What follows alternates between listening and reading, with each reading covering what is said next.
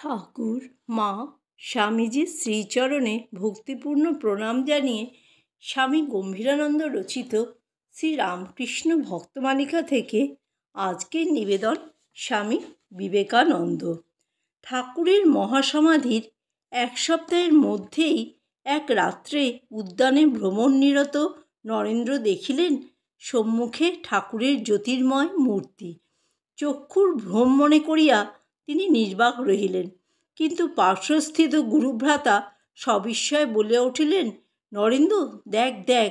সংশয় দূর হইল। নরেন্দ্র বুঝিলেন ঠাকুরের স্থূল দেহ নষ্ট হইলেও তিনি শাশ্বত জ্যোতির্ময় দেহে দর্শন দিতে আসিয়াছেন। অমনি সকলকে নরেন্দ্র ডাকিতে লাগিলেন, কিন্তু তাহারা আসিবার পূর্বেই সেই মূর্তি অদৃশ্য হইল। শ্রীরামকৃষ্ণের দেহত্যাগের স্বল্প পরেই ভক্ত সুরেন্দ্রনাথের উৎসাহে ও অর্থব্যয়ে বরাহনগরে মঠ স্থাপনান্তে নরেন্দ্রের অন্যতম প্রধান কার্য হইল যুবক গুরুভ্রাতাদের গৃহে গৃহে যাইয়া তাহাদিগকে সন্ন্যাসে প্রণোদিত করা। এইরূপে প্রধানত তাহারই অনুপ্রেরণায় গৃহে প্রত্যাগত যুবকগণ ক্রমে মঠে সমাবেত হইতে থাকিলেন। একটি বিশেষ ঘটনা অবলম্বনে এই সংঘ রচনা সুগম হইয়াছিল। 1886 খ্রিস্টাব্দের বড়দিনের সময় যুবক ভক্তদের অনেকেই আঁটপুরে বাবুরামের বাটিতে গমন করেন। সেখানে বৃক্ষমূলে ধুনি জ্বালাইয়া সদালোচনা চলিত।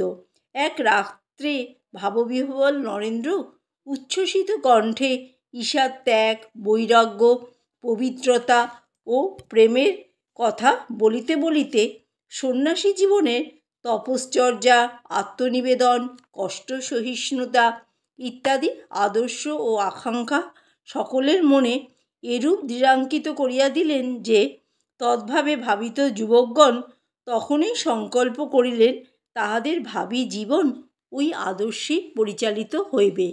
এই দিব্যভাবের আবেশে কাটিয়া গেলে তাহারা সবিস্ময়ে জানিতে পারিলেন যে উহা ঈশার আবির্ভাবের প্রাক্সন্ধ্যা। আঁটপুর হইতে প্রত্যাবর্তনের কিছুকাল পরে ইহারা যখন সন্ন্যাস গ্রহণ করিলেন তখন নরেন্দ্রের নাম হইল বিবেকানন্দ।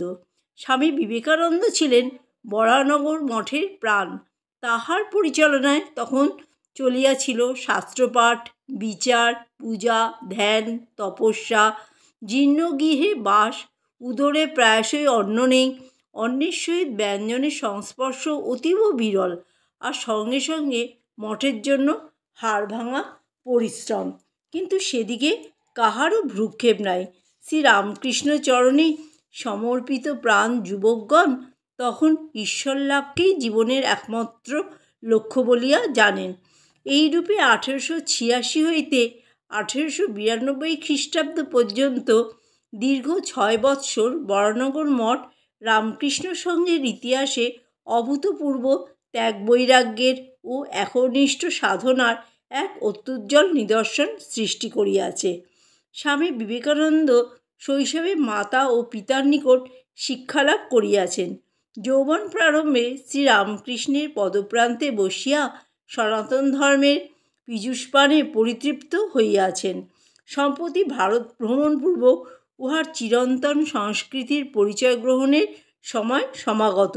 বিবিধ পরিচালনায় ভারতের এক প্রান্ত হইতে অপর প্রান্ত পর্যন্ত পদব্রজে ভ্রমণের ফলে পরিব্রাজক বিবেকানন্দের চিত্তে যে অভিজ্ঞতা সঞ্চিত হইয়াছিল, পরবর্তী জীবনে উহাই তাহার নবযুগের বাণীকে রূপ প্রদানপূর্বক সাধারণের পক্ষে গ্রহণীয় করিয়া তুলিয়াছিল। নানা ভাব প্রচারের উৎসরূপে বরাহনগরের মঠ জীবন গঠন করা যেমন যুগপ্রয়োজনে অত্যাবশ্যক ছিল, তেমনি ভারতকে নবভাবে উদ্বুদ্ধ করাও ছিল তাহার জীবনের ব্রত। পরিব্রাজক জীবনের প্রারম্ভে তিনি দিন কতকের জন্য বরাহনগর হইতে অদৃশ্য হইতেন এবং যাইবার সময় বলিয়া যাইতেন, এই শেষ, আর ফিরছি না। কিন্তু প্রতিবারেই নিকটবর্তী কোনো স্থানে কিছুদিন কাটাইয়া মঠে ফিরিতেন।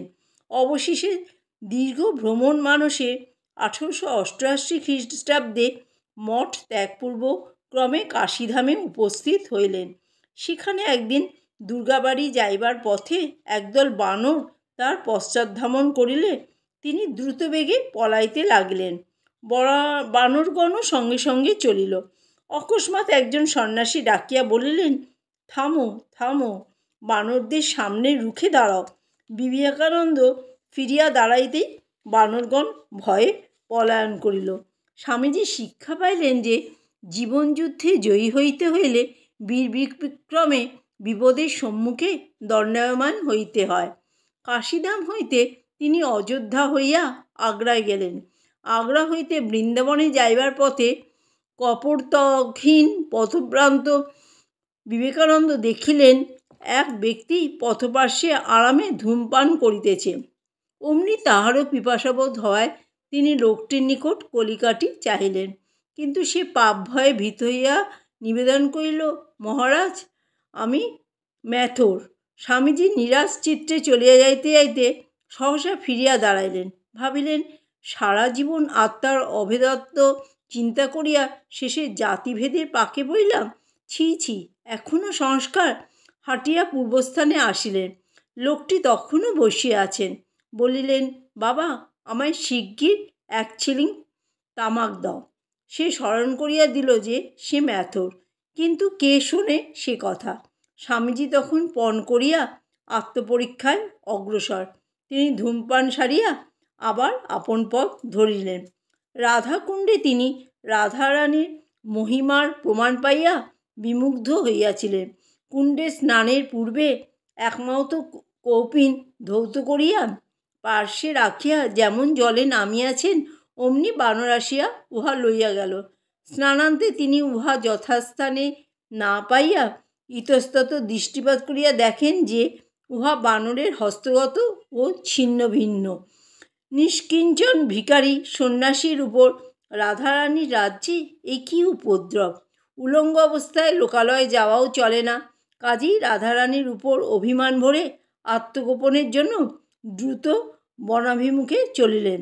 তখনই এক ব্যক্তি তাহাকে পশ্চাৎ হইতে আহ্বান করিতে থাকিলে তিনি লক্ষ্যাভিমুখে ছুটিতে লাগিলেন।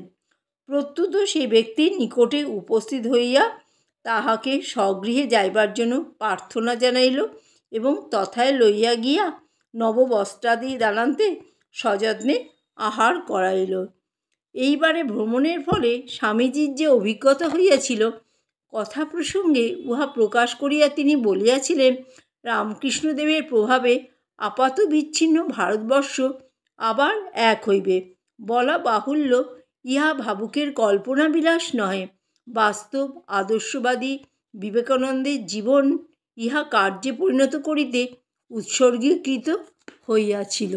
জয় ঠাকুর, জয় মা, জয় স্বামীজি।